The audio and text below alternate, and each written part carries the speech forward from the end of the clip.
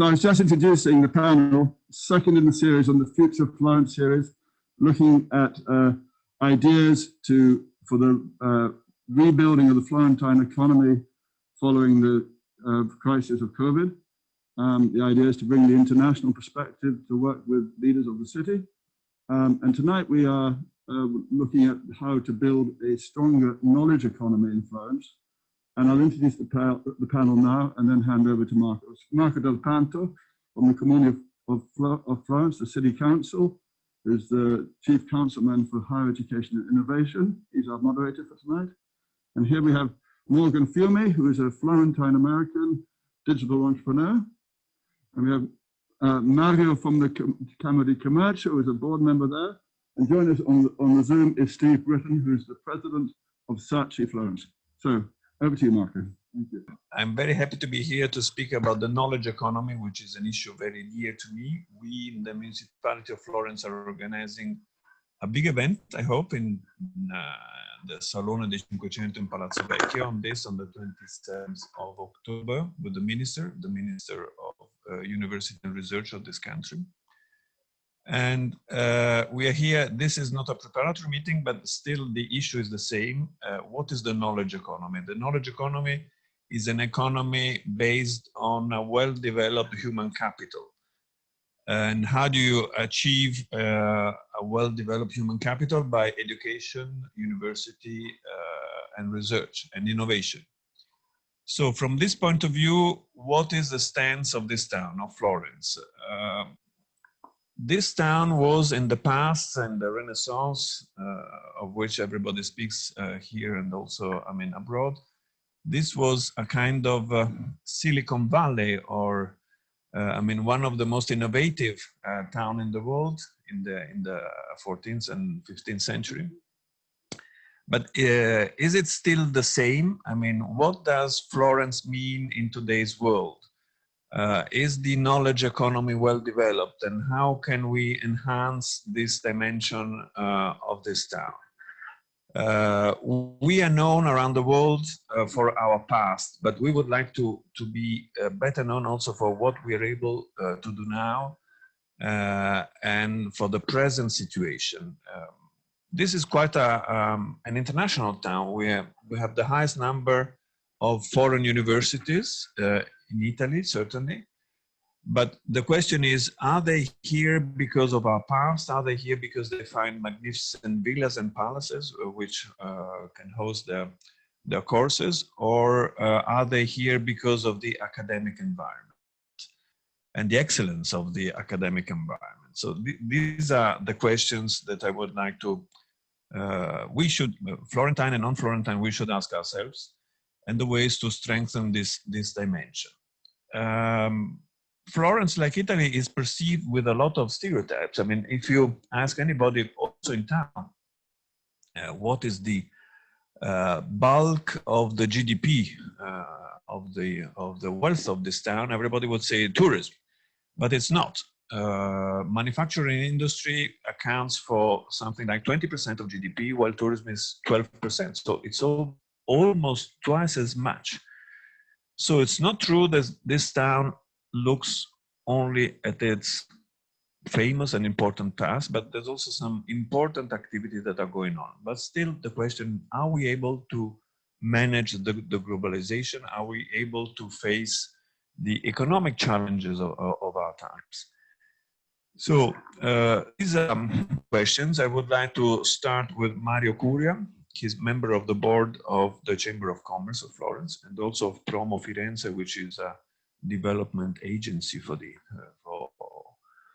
town of Florence. And so he's in one of the best positions, I would say, to tell us something about how he views the stance, the present situation in town of the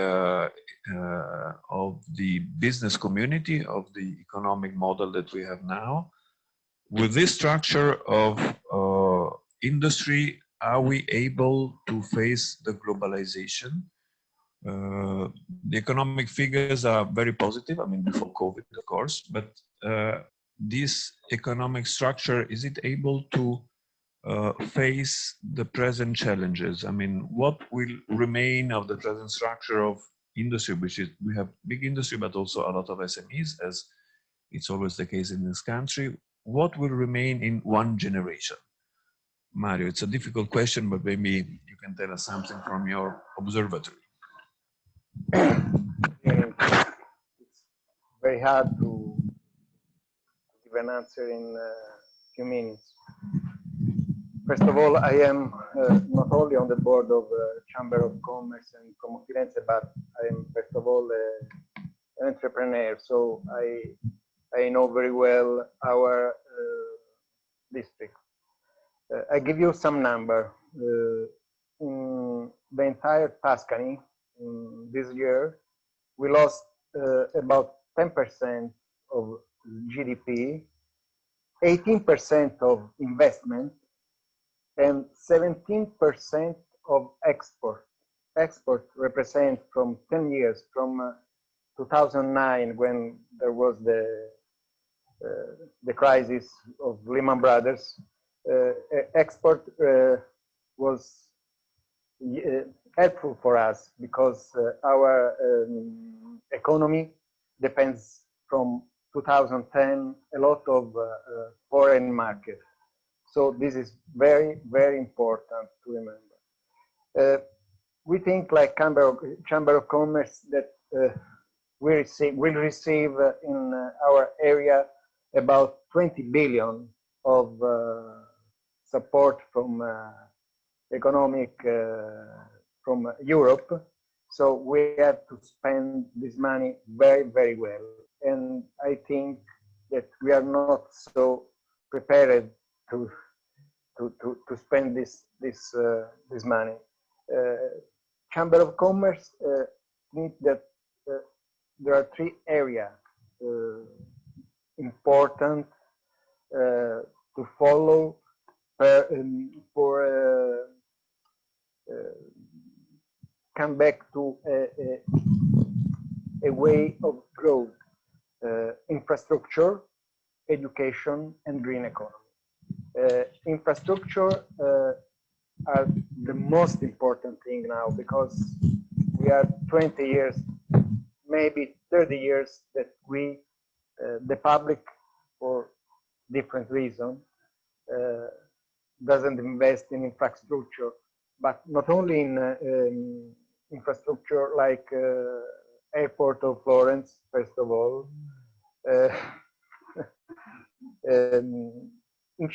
incinerators for the waste, and the highway, especially along the coast, and high-speed trains capacity for because Florence risks to be out of the high speed train.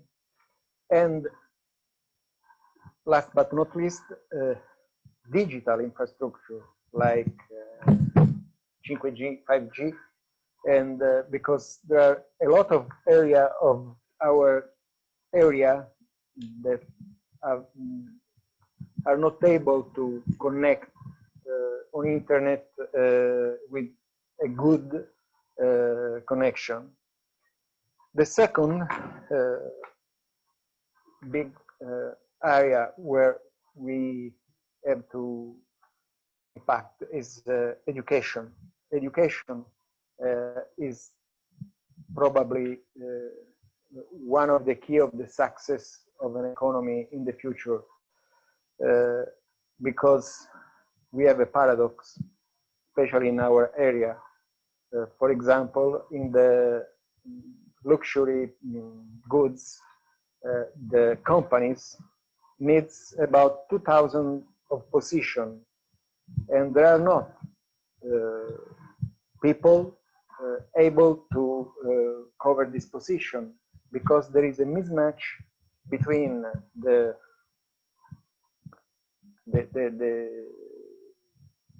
school and the companies, because they don't collaborate, doesn't collaborate. We push for a long time, for example, to dual training, I think we can say in English, is we call formazione duale. That comes is a very important experience that comes from Germany, where you think that the CEO of Mercedes, AG Mercedes, that is one of the most important company of the world, comes from the bottom, and this started with this kind of education that consists in a lesson, obviously in a technical school, but half of time you spend in a company, because we recognize that also the company are capable to give knowledge to the young people. And there was a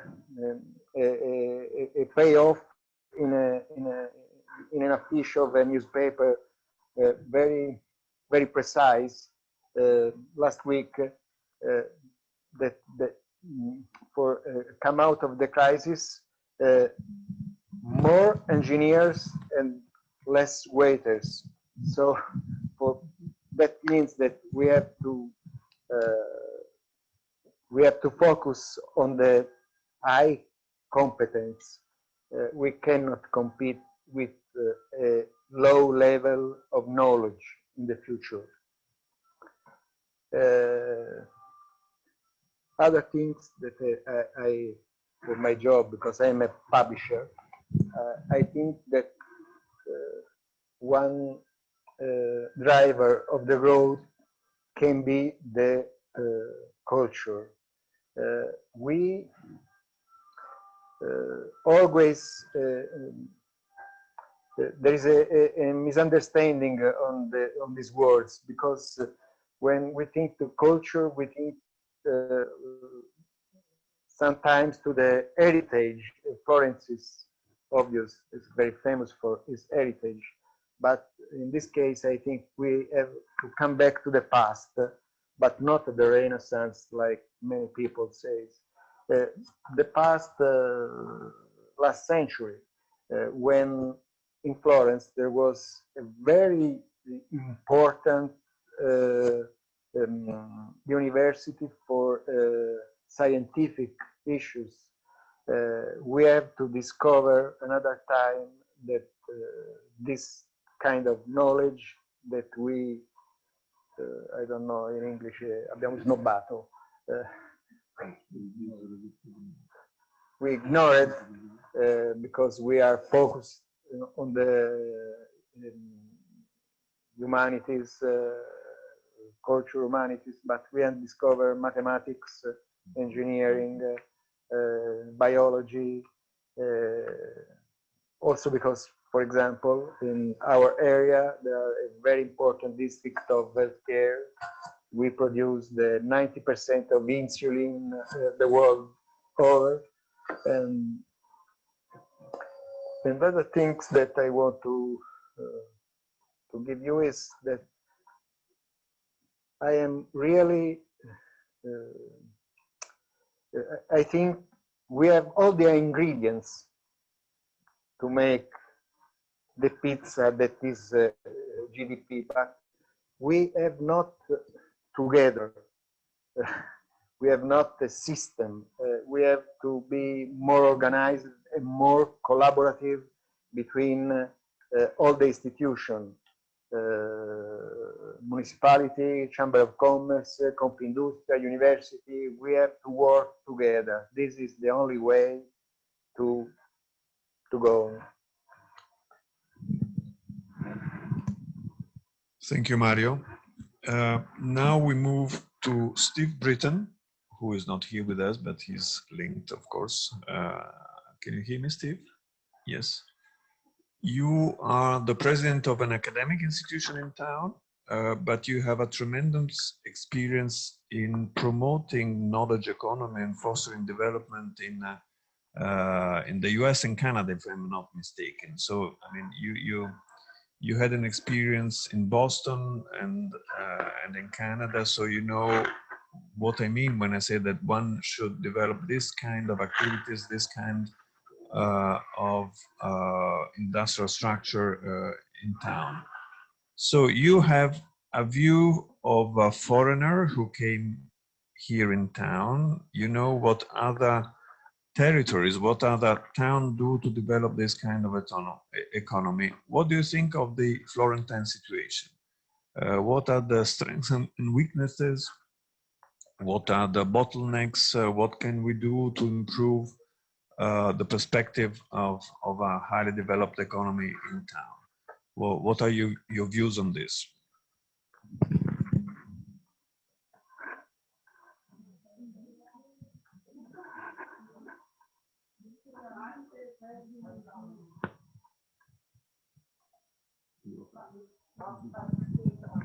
Steve, we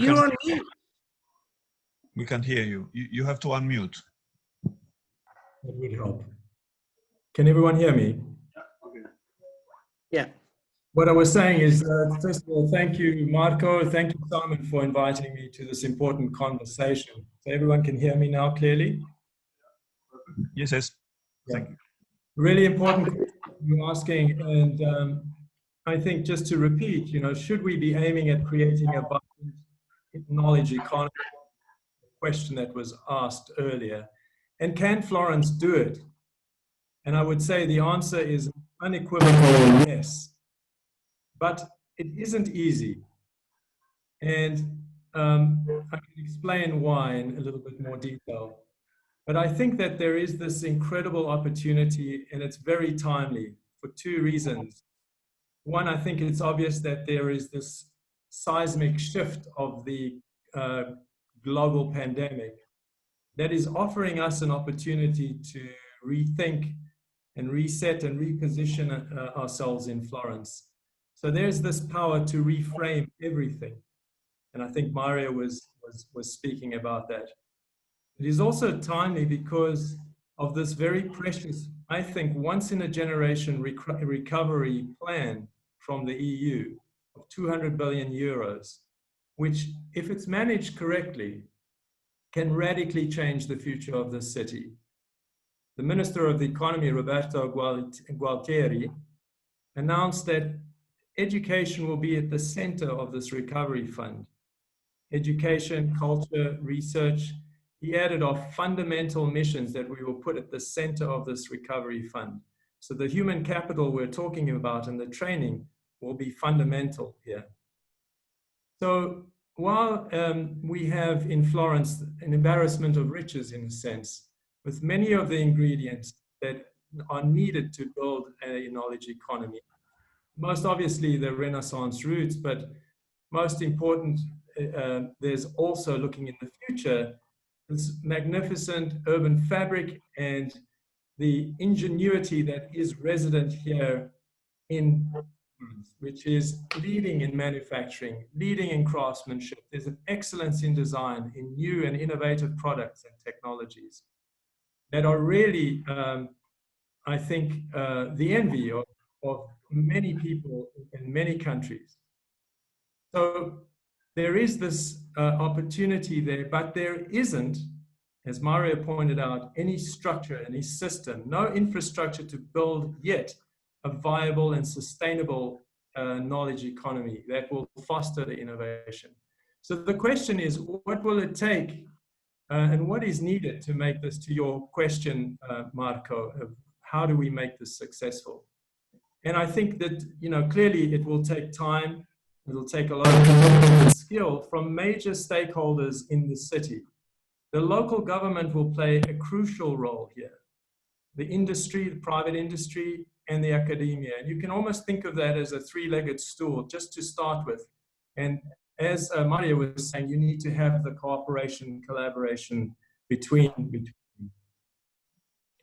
But currently there are pockets of innovation, and I've been here for 4 years and I've been observing, and so please, you know, this is really an outsider's point of view to a large extent. But in 4 years, I've seen quite a lot, and I've taken a real interest in the community here who are inventing and innovating. And it's very, very fragmented. And I would argue that there are outmoded ways of teaching in the universities here, and an increasingly disconnected from the complex world that we are facing with our planet in jeopardy. And this goes for, you know, again, we have this, all these universities here, but not necessarily teaching in the right manner. And this is a broad statement, but I think that there's a big shift that needs to happen in how we are training the generation of the future. I've also watched entrepreneurs here in Florence, and it's almost impossible to achieve success from what I've seen, because there's a very opaque and confusing system for how they can get started. And there are multiple barriers to entry for them. They are, as soon as they start to show success, there's the burden of taxes, there's a lot of red tape, and that overwhelms the chance of success, and it often kills the innovation. And then there's also this protectionism and nepotism, and this is very critical. But I think, again, from an outsider's point of view, I'm being very honest here, and I think that it's something that needs to be grappled with in how things can change. I followed some next generation Italians in Florence, and they are losing this battle to bureaucracy and red tape at the moment. And it was interesting listening to a conversation made in Italy, a conference that's happening as we speak in these 3 days. It's called The Restart. There's a lot of discussion about reinventing the way that we do business here in Italy and how the layers of rules need to be broken. And I think I'm stating the obvious, but it's important to address that. I think Florence is also losing its primary potential to grow its innovation economy, and Mario touched on this as well. And that is the next generation of students who simply cannot find work here. And even if there are jobs, there really isn't a support structure to enable them, as I've seen in the United States, where there is a very strong support system. To think about that, nearly 500,000 graduate students have left Italy in the past decade is shocking, and what a tremendous loss to the economy. So there is also a glaring gap between, as Mario said too, the universities and the workplace in Italy. And we need to work really hard to shorten that gap, and this will require structure, planning, coordination, and a lot of investment, which we have an advantage of now. So it's not all gloom and doom. An innovation economy is entirely attainable, and Florence has so much to build on. So with this cooperation and management and a transparent and accessible structure, that by transparency, an example is if we have a funding source for startups in the city, where is that money coming from? How is it being allocated? How is it being judged to be best put to use? And how can a community access it and understand and be able to leverage that in the best possible way? So we can build on these strengths. And I'll stop at this point because I'd like to, at some point, depending on the questions, be able to get into some of the key catalysts that could be useful in us thinking about an innovation ecosystem. Thank you very much, Steve. I move now to Morgan Fiumi. Morgan is half Italian and half American. You were born here, weren't you?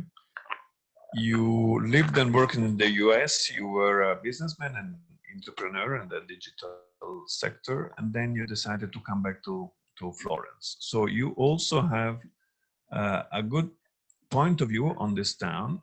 Steve gave us his view, which is not from the private sector, let's say, more global, more public, although you're not a public official, but and Morgan can tell us what was his experience in the US, and if coming back to Florence, how he sees the business environment in this town.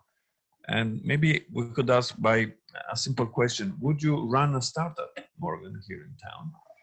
And how do you see, if yes, then I think it's then you have a positive judgment.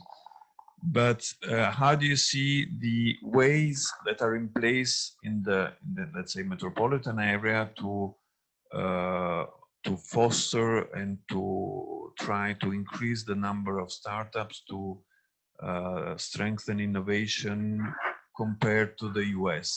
I mean, are we very much behind, or can we develop a modern and innovative economy here in town? Thank you, Marco. First of all, I've told you several times, but when I was in Los Angeles and I read about you and leaving your position as ambassador in Switzerland to come back to Florence because you felt, I guess, a broader calling to help your city.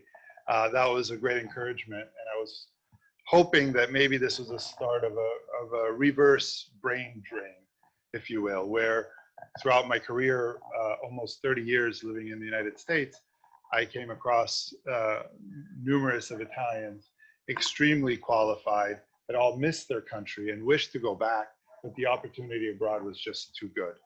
I joke that Florence has been a victim of a resource curse. Obviously, that's kind of a parallel usually used to oil states in the Middle East, where they have too much of a good thing. In their case, it's oil. And what happens is all the resources go to that one asset at the expense of developing other assets. Now, I think that is a bit reductive. As was mentioned here, there's a tremendous wealth of activities, of heritage, but also of contemporary cutting edge activities in Florence and the greater area. Sectors which are leading in the world. There's obviously tourism, which is very strong, even though it could be much stronger when compared to France and Spain. And there's an incredible intellectual capital here. That's measured both in artisans, but also in higher education. We have 50,000 students at the University of Florence. We have almost 20,000 foreign students that have chosen to come here. Obviously, it'd be great if more of those were, let's say, in master's degree or higher, but it's a great start. The investments in infrastructure and green initiatives are noticeable. In the last 10 years, Florence has grown significantly in lots of right directions, and I think there's been a lot of things done well. Now, if I compare, it might be not fair to compare to a Silicon Valley or Cambridge, but if we compare to other areas that maybe are less obvious, like Estonia or Malta, even India, you can see that these countries are very focused, and they have made concentrated efforts and bets on certain initiatives that will give them a competitive advantage. I think that is what I'm most concerned about, because the good news is the technology and the rate of innovation is higher, the highest and fastest it's ever been, which means that if we pick a few sectors, that even if you start now and you put the right resources on it, in 3 to 4 years, you can be a leader in those spaces. They're just moving that quickly. So, and if you look at a knowledge economy based on scientific research and technological progress, it's really a product of an ecosystem generally. The ecosystem usually starts with a governmental directive. Now, I don't mean that we all need the government to hand in, but it helps when the government makes certain concerted decisions. One might think of India in the 70s and 80s decided that they wanted software to be one of their main exports. So they had a series of leading technological institutions that really formed a generation of engineers. Israel in the 80s decided that they were going to form a innovation authority, and it was basically being attractive to Russian engineers and provide projects, science-based projects, but also a way then to monetize those innovations. So it helps to have an initiative from a local or federal government that says, maybe these are key sectors. It's important to choose some key sectors because you can't do everything. So it's really, how do we allocate our resources? Then from there, it helps obviously that the universities are communicating and focusing and producing the right kind of education. Now, it doesn't mean all of them, but there is a choice. And the universities can be both in developing, teaching the right skills, but also in a way to channel any research into a commercialized channel, right? So that means I'm, yes, teaching the leaders of tomorrow, but I also have a well-defined method that if I'm coming up with some innovative research, that there is a process that I could somehow spin it off and there's an IP agreement. A very important note is the knowledge economy is based on intellectual property and know-how. If you are a small company and you've developed the next great search engine and you try to go and get a loan, that is not usually recognized. They want to know, what asset do you own? And generally it's a home, it's a factory, it's machinery. Well, that's not really the knowledge economy that we're looking for. So in a way, the whole infrastructure around it has to recognize that it's a different way of thinking about it and valuing this know-how that's very valuable, this intellectual property. Lastly, we need incubators, and in Florence we have a very good one, Nana, that's made a lot of progress. But they need to be supplemented. Lots of times these incubators become specialized. So you have people that come from certain industries. Lots of times they also serve on boards of large companies. They're also part of the universities, and there's cross-pollination to validate certain projects, right? So obviously in Florence, it'd be wonderful to see incubators specialized in certain sectors of manufacturing, pharmaceuticals, tourism, green initiatives, because those are already strong pillars and sectors that we have. Obviously financing is very important. And so these usually are seed funds and venture capital. So it's difficult to attract them, but that's again where there might be some incentives such as matching funds from the local government that says, if you qualify for these criteria, there is accessibility to funds. And right now, starting a new venture is a lot cheaper than it was 10 years ago. With the advent of a cloud, I don't have to go and buy big servers. I can just pay as I go. I can have access to a lot more information. A lot of the software out there today is open source. This is all basically, you're not building a house from scratch. You're basically strong foundations that you can build upon. And finally, how a network of larger strategic companies that interact with these startups, because lots of times they have problems that need to be solved, and they can find dedicated teams that are highly incentivized to prove themselves and that can solve real problems. This is a great way to find new talent, but also acquire technology that would be otherwise too long to develop in-house. So the question is, I think we have a lot of those pieces here. We have strong universities. I think the government is definitely heading in the right direction. Maybe we could have more of the seed capital, but that also comes when there's concrete initiatives. And if you look at, I mentioned Estonia because I think this is an important point. Estonia basically decided if we can simplify operating in Europe, we have a competitive advantage. So they've basically started this e-Estonia, which you can become an e-resident, and you can open a company and operate in the European Union in 18 minutes.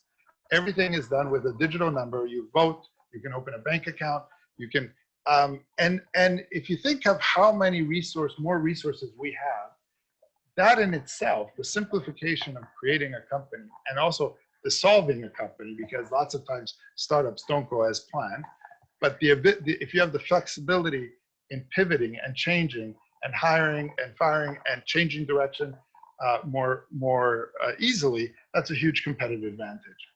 And I'll wrap up just with another example, because I think this is the system that was mentioned by my friends on the panel, is if we have each piece of this ecosystem, how do we tie it together? So Malta has become, or is trying to become, the Singapore of Europe. They've decided to say, we want to become the financial hub in financial services, insurance, provide transparency, very clear regulation, and they've invited a lot of foreign investment.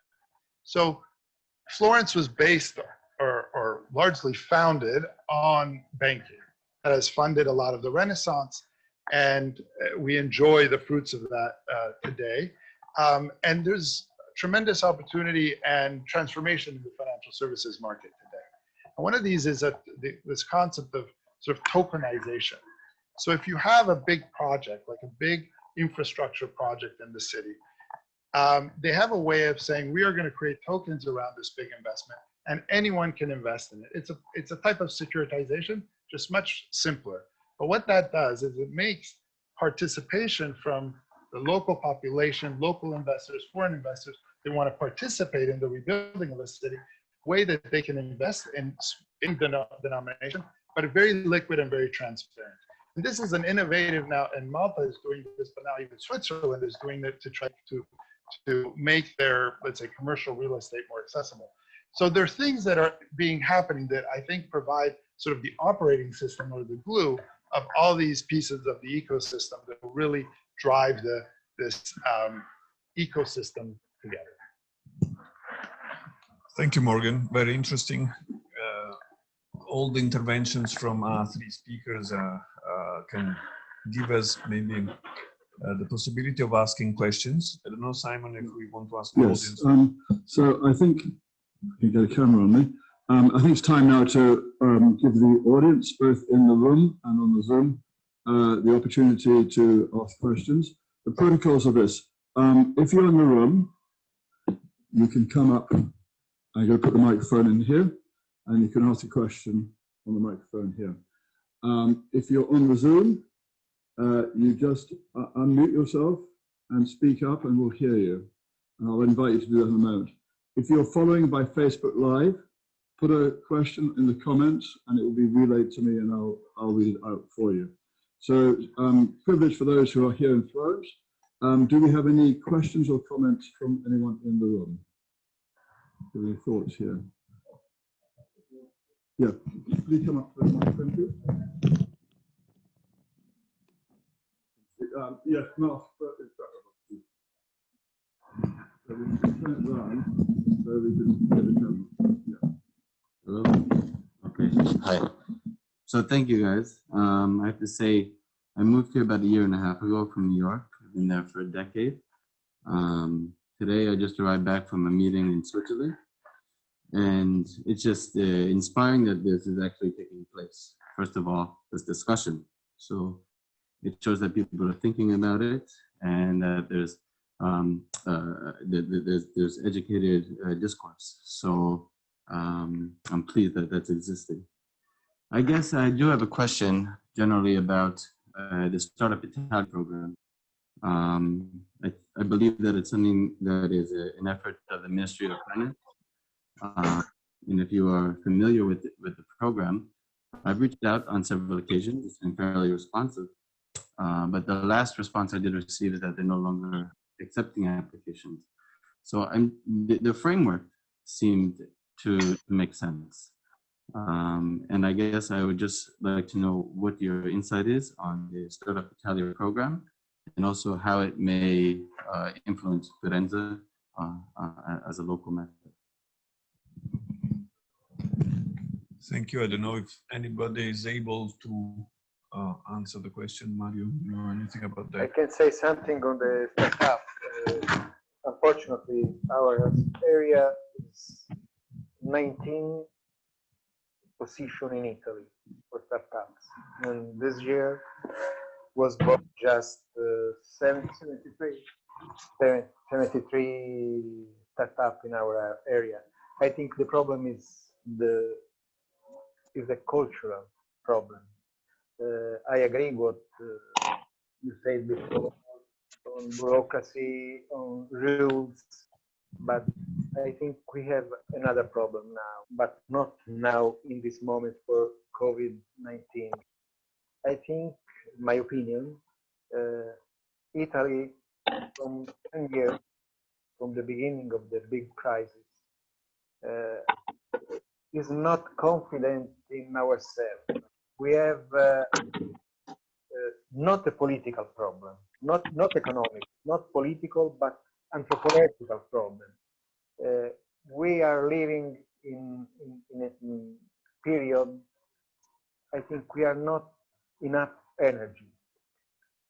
Because the reason, I don't know, but I think this strong crisis, this COVID-19 can give us the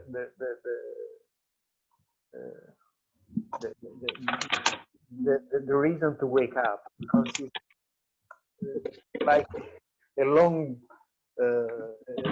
daydream, long sleep. So we are in because for example, the bureaucracy is true, but in 50, 60, it was our age. There was the same rules, there was the same bureaucracy, but there was more enthusiasm, more confidence in ourselves. There was a willing to do more and better. We are sitting now. And on the startup, I want to say another, is the environment. We have a problem of the financial context, the rule of, we have not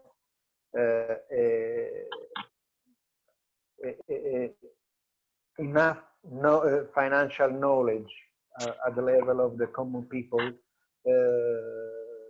And this is another reason for the unsuccessful of the startup. Also an anthropological because there is the thinking that you have to touch something to understand what's your business.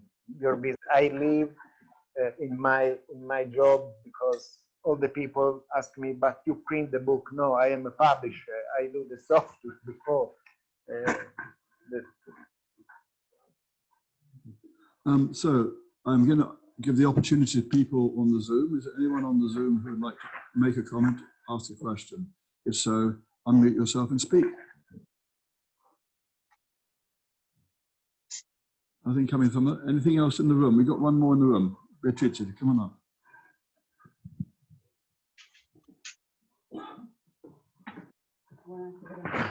Ciao. One question, probably the camera, of course. I'm sorry. Maybe to Morgan, I would like to ask a question. Is there a system to get from the private citizen on new ideas, new startups? Instead of having the usual stock market where you go for bankers with little money and you invest your little money in what the financial person of the bank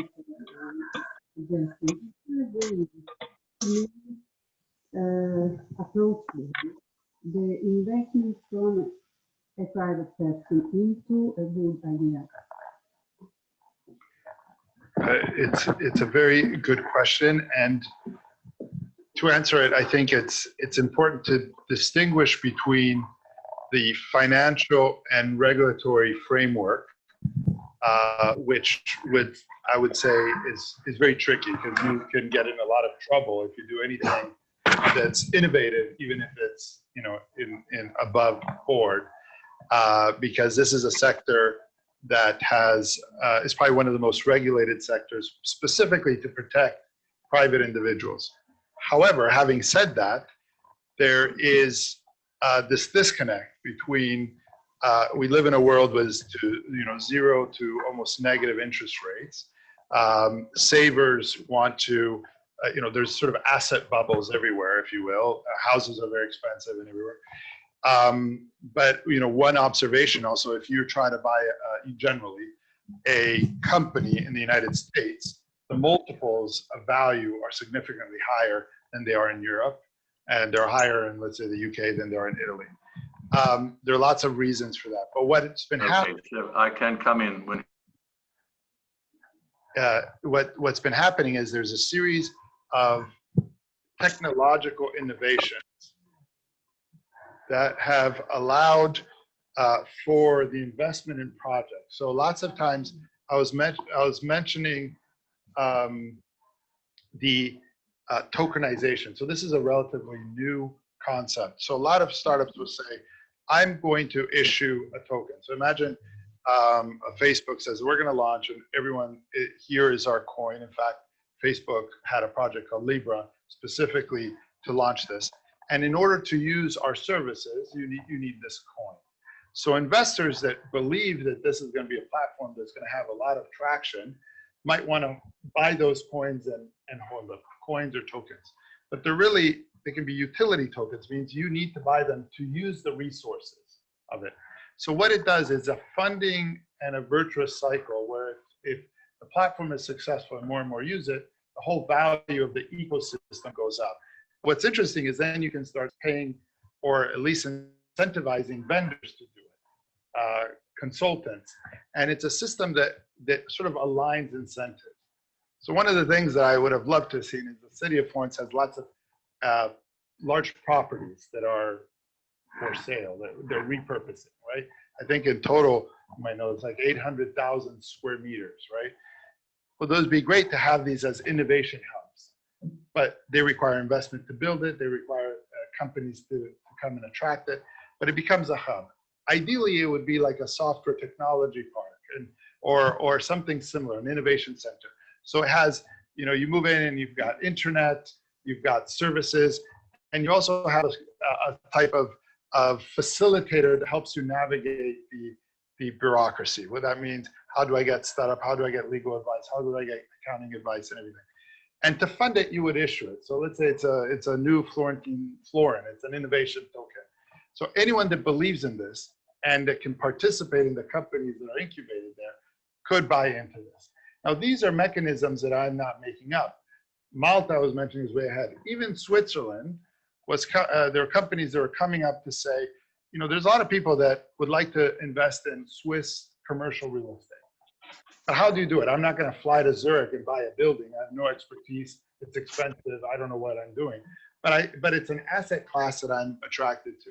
So imagine if you pool these buildings together and you issue a Swiss commercial real estate token. The beauty of these tokens is then they're tradable on online exchange 24 hours a day. So a taxi driver can buy 1,000 euros worth of these coins, but sell it in 5 hours. So it takes, the value is also not only aligning incentives, but it unleashes value and assets that would either be quite illiquid.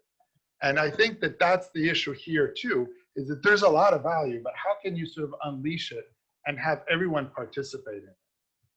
Morgan, if I can, I don't know if I can jump in to what you just said. May I? Yes, certainly. I think the real estate cannot be underestimated in the value of how it can be leveraged to create an economy and grow the economy. And over 20 years, I watched in Boston and in Cambridge a development that took place on land that was diagonally opposite the MIT University. And a private developer who took the land and developed it into a mixed-use development, but with a focus on what was then a very strong growth sector, which happened to be in the medical and the biosciences and pharmaceutical area.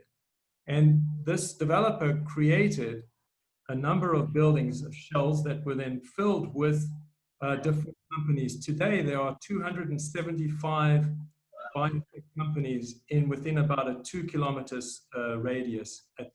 And this was a hub that was created in collaboration between the university at MIT, between a private developer and the city of Cambridge. And it is probably one of the most successful innovation hubs, and created an environment in which the students coming from MIT could then directly go and work or do their research. So there was this natural cross-pollination that happened between the universities and the student population, and the private sector. So in Florence, I think your point is well taken. We need to think about not just buildings, but land that can be utilized, repurposed, and provide as a receptacle for these kinds of activities. And with new technology, information can be shared a lot more quickly, and it could be a lot more fluid. And I think with, again, we have to tackle the bureaucracy of development here. But I think with that model, we could look at models like that have really sparked the economies of whole cities. And now there's approximately 7 billion in venture capital that circles in that area alone, in Cambridge, in Boston. So there are lots of examples. I think you mentioned Malta. Boston is another one. I'm now going to ask Sarah to let everybody's thumbnails come up. So we open it up to everybody on the screen, please, Sarah. And we've got a question on the Zoom from Christine Wilding. Christine, if you're there, do you want to ask the question?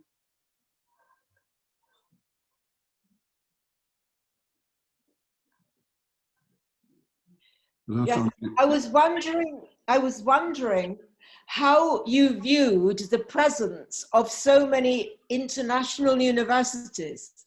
Are they counted as tourism or as assets to the city which could be involved in some of its future? Maybe I could answer this question since I'm working in the Comune. The event I was talking about in my introduction, which is a meeting on the knowledge economy, is based on exactly on this idea. This town is considered to be international because it hosts a lot of international tourists, which is fine, but we have to do something more, which is much more difficult and in a way different. Instead of having so many tourists who just stay here for one day, in Italian you say mordi e fuggi, we would like to have a policy to attract international students. There's already I'm not demuting myself. Can you demute me? Sorry. There's many of them, but we could attract many more. I fear that most of them come here because these universities, they have beautiful buildings, and the American universities are set in Florence, and they continue their curriculum, which is exactly the same as in the US. But if we create an academic environment, if we try to strengthen the links with the local university, with the national, among them, and also with the Florence University, with the European University, which is also here, then we create an economic environment which is more conducive to the attraction of international students. Morgan was mentioning the brain drain from this country, which is terrible. It's my experience that I had when I was in Switzerland. I mean, we have good universities. We create at the expense of the Italian taxpayer. We create highly developed students and researchers, and then they have to go abroad to study and to work and create knowledge and wealth in other countries, which is fine. But it's fine if we are able to attract also foreign students here. No, it has to be in both directions. So this town, going back to another point of Morgan, has a comparative advantage, which is it's a beautiful town. It's not the only one in the world, but it's one of the most, if I may say so, not because I'm Florentine. So we have to exploit this comparative advantage to attract not only people who come here for one day to have a panino in Via de Neri, but to attract also students who come here to do something which has a much higher added value, which is education and research. This is the point of what the mayor of Florence, Dario Nardella, he has, in this field, he has one of the key points of his mandates, and we are trying to implement it to create an environment that attracts also for students, also for the present situation of Florence, not only for the Renaissance. May I add some tips there too? Simon, Steve. do you hear me? Michael, yes. Simon, can you hear me? Yes. Can I come in with an observation or should I wait? Please do, and then we'll go to Steve. Yeah. So, two very quick observations. I'm Michael Griffiths, zooming in from Milan. I've just got two suggestions for Marco. Marco, when I was president of the British Chamber of Commerce in the 90s, we were very involved with the Welsh Development Programme, which was a program for relaunching the Welsh economy after the closure of the mines and the steelworks. It was a very interesting program, and I suggest that you might take a look at it and see how the Welsh Development Authority developed a plan for relaunching the Welsh economy. There might be some lessons there on how we are planning to relaunch the Florence economy digital-wise. That's the first point. The second point, you might well talk to past Rettori of the university, Paolo Blasi, with whom he was Rettori when I was president of the chamber. And we had conversations about the whole question of startup with new ventures in Florence. And one of the things that he told me, what I remember, was the difficulty of getting students from the university who were interested in starting up ventures, being disheartened by how difficult it was to get these ideas moving ahead. Is it possible to know from the university how many students are actually keen on starting up new ventures in any of the fields that we've talked about tonight? That's a question for you. I don't know. If there was, we need to create a kind of index of those people, what they're trying to do, and follow them through individually to see whether they're going to realize their ideas or not. So those are just two follow-up suggestions for you, Marco. And we could, when I'm back in Florence, we could go into them in further detail. Thank you, Michael. When you're back, let's have a chat together in a bar in town, and we'll see how to do it. There was Steve, I think. Yes, just quickly, I think Christine's question is a good one, and what you said, Marco, is right on point in that there's a missed opportunity with students coming here mostly from the United States that are continuing the same curriculum in a very isolated, insular way, and then returning back to the States and, of course, enjoying the city, really not contributing back to the city. And I think there's a tremendous opportunity for students, Americans coming here, to contribute, to participate with industry, to participate with institutions here. And I'm experiencing personally through my students working with industry here. One example with a company in Vicenza developing new smart wearable technologies for the elderly. What's wonderful about that is there's the interconnection between the two cultures. The students are actually getting practical experience. They're contributing back. They're learning quite a lot that they can take back with them. So I think there's an opportunity here to really have our institutions participate much more with Italian culture, and I think take it one step further, which we haven't been able to do, but I'd love to see this happen between American colleges and as American students and Italian students collaborating in some way. I know the systems are very different, but there are certainly ways around it.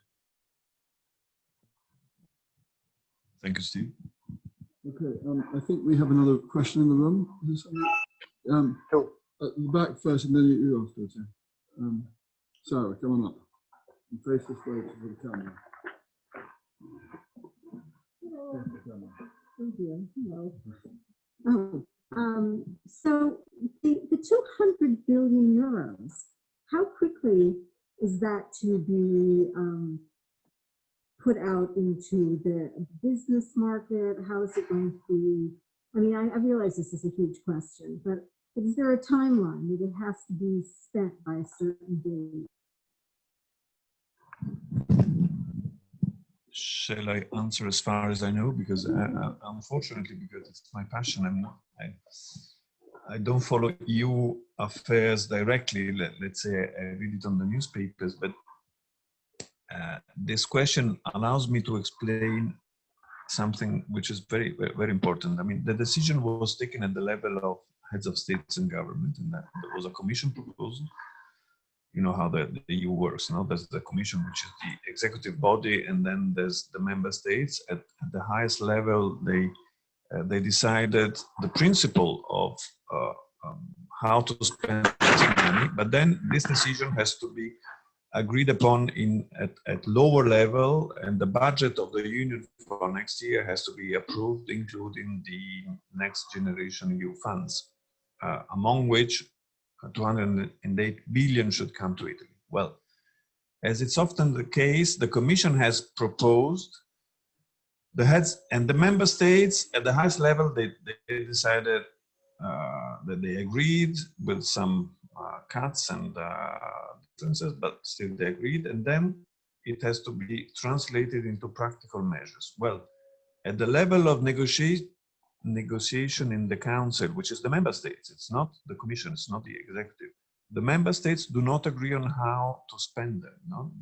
The discussion on the budget of the union is still hostage of the position of a number of countries who would like to spend less, of a number of countries who don't want the link between the rule of law and democracy and the use of these funds. So, as it's always the case, it's when one criticizes Europe now for not being able to take fast decisions. Well, what is Europe? Europe is the Commission and the member states. The Commission acts, and the European Parliament, they act in a fast and efficient way. But then it's the member states who slow down the procedure. So now we're exactly in this phase. So I don't know what the deadline will be because there's no final decision. I think that by the mid-October, the member states have to present a plan for the use of these funds. And we are in the process of presenting our plan. But so there's no fixed deadline for the moment, as far as I know. I don't know if Mario or Morgan or Steve have different information. Thank you. We have another question from the room. And then if there's anyone on the Zoom wants to ask a question, we'll go to you next. Please.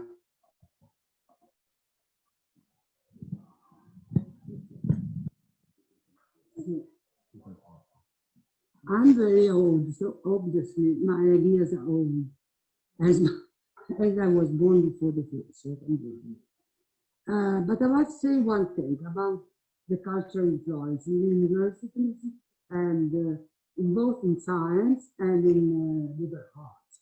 I mean, the University of Florence is very good in mathematics, already in physics. I was part of that, and also in obviously art. But all this business, because it is a business of these young people that come from the United States to study art in Florence, it's just a mess. It has no idea of anything at all. They come just here to go in theater on the stage and drink a glass of white wine all through the night. I just tell you, and then I finish up, a little adventure that happened to me.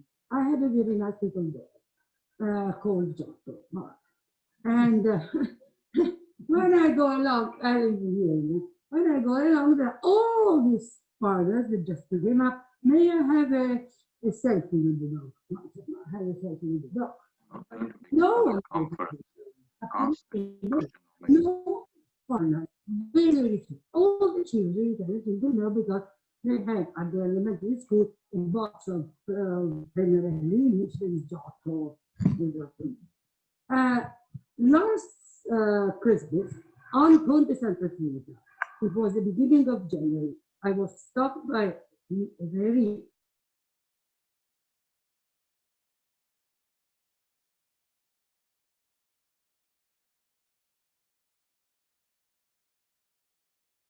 the study art in Florence. This is the art, this is the foreign schools in Florence, art in Florence. They were saying, oh, what a nice one. So I would talk to them really hungry. He had all the selfies, two together, one together, together. So finally, the eldest one asked me, what is the name of the dog? And I said, just look in the medal. It's written Giotto. And she says, dear,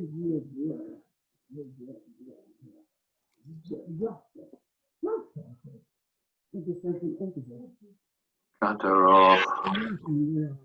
The painter, I said. She was very upset and said, contemporary, and I said, yes. So, I mean, this is what they're learning from this. I'm here only to do the glasses like that. So all that, what they come here for is pointed. Maybe when there was Barons and a little bit up there, but the rest is just nothing. So, I mean, this is just the right bed and breakfast. No, I will echo what I'm doing. I can intervene here to say that the next panel discussion in the Future of Florence series on the 22nd here is precisely about the international higher education research to address very much of the challenge that you and others have raised, is how Florence and the local economy and the local cultural life can benefit more by a more integrated approach from the international campuses here. So we're going to look at that next time around. Any more questions from the Zoom? Does anyone up there want to talk to us? No? It's your chance. Just unmute and we will hear you. No? No, nothing to say? Can I quickly... yes, Marco. Can I quickly reply to Ilaria? Yeah. Pardon me. Can I say something in favor of the poor American students? I mean... No, okay, but I mean, it's not, no, can I say that, I mean, I don't think they come here only to have to drink wine in Casa Santo Spirito, they come for other purposes. Some Florentine believe that the mess that the youngsters are doing in some parts of town, among which Santo Spirito is caused by the Americans, but in this summer in which there were no American students, the mess was in any case there. So, I mean, it's not the American students, if I can say so. So we welcome very much foreign students. We want them to be more productive, to come here for a longer time. We are trying to streamline the procedure of getting visa and permit of stay. And this is one of the key points of the present mandate of this meeting.